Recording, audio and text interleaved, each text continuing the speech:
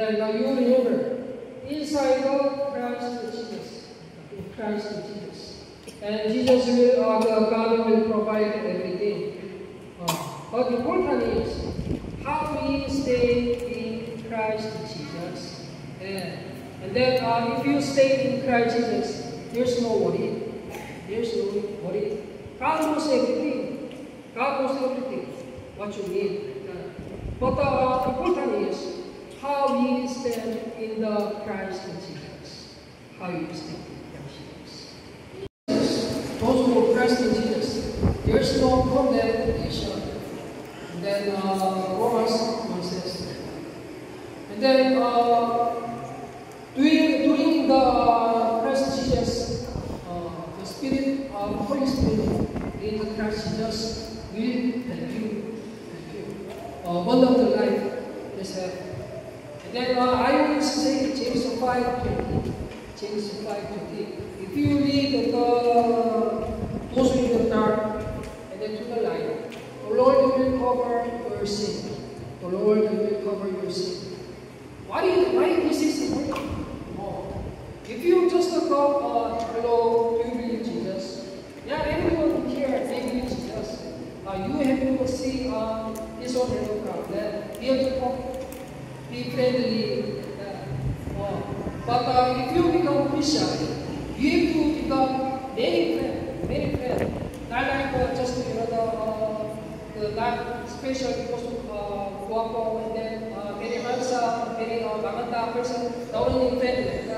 You have to become very friend. Why is it not very friend?